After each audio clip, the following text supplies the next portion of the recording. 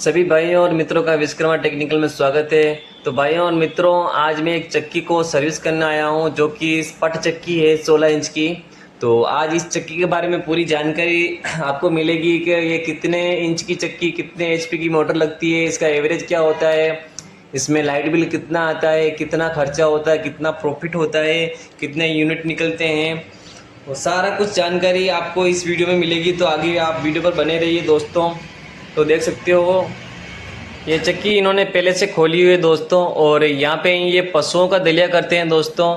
तो आप पशुओं का दलिया भी कर सकते हो दोस्तों। पशुओं का दलिया काफ़ी अच्छा होता है। इसमें गाय भैंसों के लिए इनका काम सेलिंग का है, इसमें दलिया करके सेलिंग करते हैं दोस्तों। और इसके ऊपर 3 एचपी की मोटर लगी हुई है जो कि सिंगल फेस एक घरेलू लाइन से चल सकती है।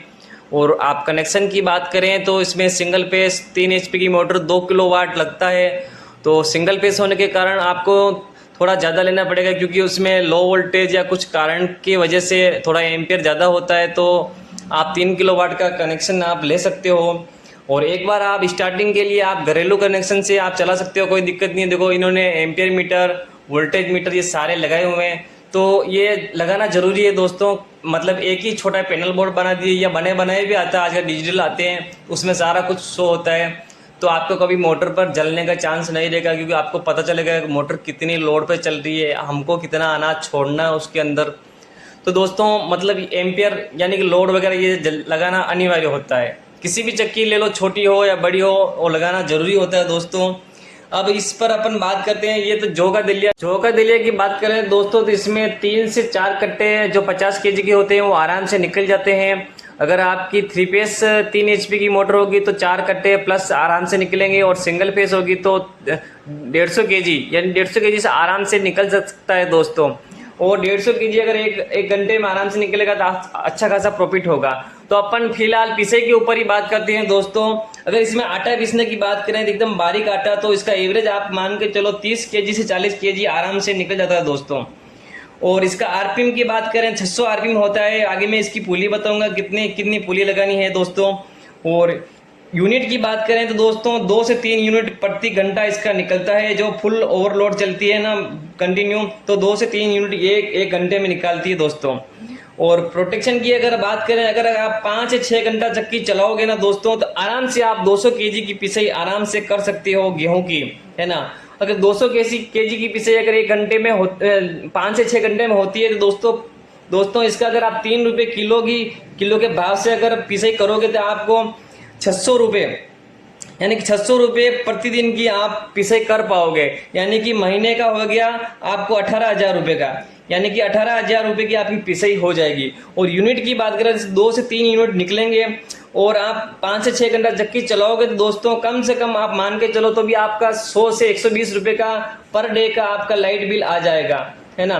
तो 100 रुपये आप खर्चा लाइट का मान के चलो, यानी 3,000 रुपये का आपका लाइट बिल हो जाएगा एक महीने का दोस्तों, ठीक है ना। तो 3,000 रुपये 18 से आप लेस कर दो, यानी कि 15,000 रुपये आपका डायरेक्ट प्रॉफिट होगा दोस्तों, है ना। ये तो मैंने आपकी इसका प्रॉफिट बताया दोस्तों। और अगर आपको कोई मेंटेनेंस है, अगर आपका कोई खुद काम करते हो इसमें, तो आइए पूरे पैसे आपके रहेंगे। अगर आप किसी लड़के को रखते हो तो वो उसकी सैलरी इसमें से कट होगी दोस्तों। और दुकान का भाड़ा है, खुद का है, तो ये आपके ऊपर है दोस्तों। इसका मैंने लाइट का निकाल के बताया है। और चक्की का ज़्यादा मेंटेनेंस नहीं है फिलहाल इसमें, क्योंकि इसमें साल या 2 साल चलने के बाद में पत्थर वगैरह चेंज करने होते हैं, ग्रीसिंग करनी होती है, ये सारे काम होते हैं दोस्तों। और ग्रीसिंग वगैरह तो जब भी चक्की खोलो तब ये ग्रीसिंग का काम करना ज़रूरी होता है।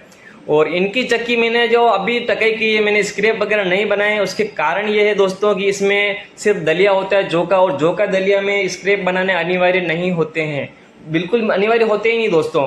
क्योंकि स्क्रैप उसी में अनिवार्य होता है जो अनाज का पिसाई होता है, जो कि अंदर कटिंग होके फिर पटरी पे बारीक होता है आटा। तो उसके लिए आपको है ना अंदर पूरी नाली में और अंदर पेटा पर स्क्रैप बनाना जरूरी होगा। तो उससे पिसाई अच्छी होगी और आपका चापड़ भी नहीं आएगा, आटे में पॉलिश भी जाएगी, आटा एकदम बारीक आएगा दोस्तों।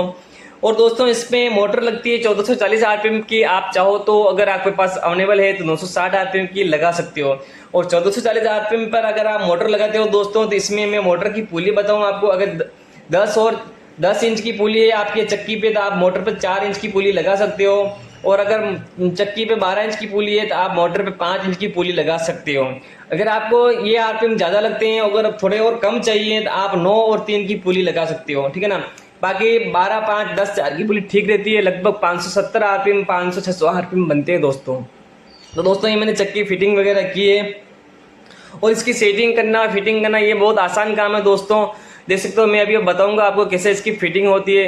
इनको फिटिंग करने के बाद चारों नटों को टाइट करने के बाद उसके स्टोन के ऊपर लोड रखना होता है, और चक्की चालू करने के बाद उसको वोल्ट से सेटिंग करनी होती है दोस्तों। सबसे आसान तरीका यही है, बाकी तरीके तो बहुत सारे हैं दोस्तों सेटिंग करने के। आपको बहुत वीडियो भी देखने को मिलेंगे, मतलब अलग अलग, और मैंने भी ट्राई किया उससे। तो लेकिन सबसे बेस्ट तरीका यही होता है, क्योंकि इससे क्या होता है, अगर कभी आपका बेरिंग में कुछ चाल है या कुछ भी प्रॉब्लम है, तो चलती हुई चक्की में जो सेटिंग होती है ना, उसका मुकाबला नहीं हो सकता है दोस्तों। तो चलती हुई चक्की में आप सेटिंग कीजिए, सबसे बढ़िया रहेगा दोस्तों। और ये देखो मैंने फिटिंग वगैरह की है दोस्तों। और दोस्तों इसमें मेंटेनेंस की बात करें तो मैंने अभी मेंटेनेंस के बारे में बताया। इसमें स्टोन का मेंटेनेंस होता है कभी कभार, जो अगर मान के चलो तो अगर साल भर में आप स्टोन वगैरह चेंज करते हो तो समथिंग 2500, 3000 के समथिंग स्टोन आते होंगे। मैं आपको एक आइडिया बता दूं, 3000 का स्टोन मान के चलो, और बेरिंग्स वगैरह मान के चलो, सब कुछ खर्चा मान के चलो, तो 5000 का आप साल का एक खर्चा मान लो आप, ठीक है ना। वैसे इतना होता नहीं, फिर भी मैं एक आइडिया बता रहा हूँ आपको कि 5000 का आप खर्चा मान लो, 5 या 6000 पकड़ के चलो आप दोस्तों, ठीक है ना। 6000 पकड़ के चलोगा तो महीने का कितना हो गया, 500 रुपये हुआ, ठीक है ना। यानी 500 रुपये महीना होगा तो साल का 6000 हो रहा है। तो 500 रुपये भी आप है ना आपके प्रॉफिट में से, यानी कि 15,000 का प्रॉफिट हो रहा है, तो 500 रुपये आप उसमें से लेस कर सकते हो, यानी कि 14,500। 14,500 में से भी अगर आपका कुछ भाड़ा है, कुछ भी है, सब कुछ किसी का निकाल के आप 9 से 10,000 रुपये तो आराम से दोस्तों कमा सकते हो दोस्तों। तो दोस्तों ये मैंने देखो चक्की का फिटिंग की है दोस्तों। और आपको इसी के बारे में या किसी बड़ी चक्की के बारे में भी आपको कोई जानकारी चाहिए, लाइट के बिल के बारे में या कुछ भी, तो पूरी मुझे कमेंट कीजिए दोस्तों, मैं आपको पूरी जानकारी दूंगा।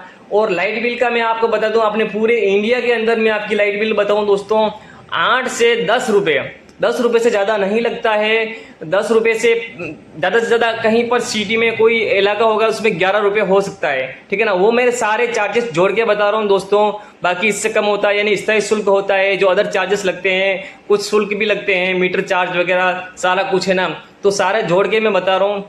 लगभग अगर ज़्यादा क्वांटिटी में आप विद्युत का खर्च करते हो तो आपको यूनिट की रेट कम देनी होती है। जैसे कि मेरी फैक्ट्री वगैरह है, इस फैक्ट्री तो मुझे लगभग 8 से 9 रुपये मतलब यूनिट पड़ जाता है, 9 रुपया समथिंग। अगर मैं बिजली खर्च कम करता हूँ तो 9-10 रुपये लग जाएगा। अगर मैं ज़्यादा करूँगा तो समथिंग 7 रुपये तब आएगा, तब मेरे को लाखों में जब एक महीने का बिल का 1.5 लाख 2 लाख रुपये बनेगा ना, तब मैं 7-8 रुपये मेरे को यूनिट लगेगा। तो ये वो इसलिए लगता है दोस्तों कम रेट की, यूनिट की रेट कम होती है, और इससे शुल्क जो महीने के चार्जेस होते हैं वो हर महीने आप चलाओ या मत चलाओ तो जुड़ते ही है दोस्तों। तो ठीक है ना दोस्तों। तो देखो मैंने ये चक्की फिटिंग कर दी है और उसके मैं मिलान कर रहा हूँ दोस्तों। आपको इसी तरह मिलान करना है, हल्का प्रेस लगाना है और पत्थर टच करवाना है। उसके बाद में आपको इस एक ऐसे बोल्ट को ढीला या टाइट करना है, उसके ढीले करने से स्टोन की आवाज़ बंद हो, जहाँ पे बंद हो जाए और वहाँ पे फिर से उसको टाइट कर देना दोस्तों। उसके बाद फिर से हल्की सी प्रेस लगानी है और हल्के सा पत्थर टच करवाना है। उसके बाद और देखना है कि कौन सा बोल्ट को अपन टाइट या ढीला करने से चक्की की आवाज़ बंद होगी, है ना। तो इस तरह से आपको सेटिंग करनी है। जब आपकी सेटिंग आ जाएगी दोस्तों तो पत्थर दोनों आपस में चिपक के स्मूथ चलेंगे, यानी एक जैसी आवाज़ आएगी, है ना। तो उसके बाद समझ लेना आपका चक्की का सेटिंग सही हो चुका है। ठीक है दोस्तों, बहुत ही आसान काम है और ये तरीका ही सही है। बाकी आप खड़ी बंद चक्की में मिलान करोगे तो आपका मिलान नहीं हो पाएगा दोस्तों। तो दोस्तों कैसा लगा मेरा वीडियो, लाइक कीजिए, कमेंट कीजिए, चैनल को सब्सक्राइब कीजिए और नेक्स्ट वीडियो मिलते हैं दोस्तों। तब तक के लिए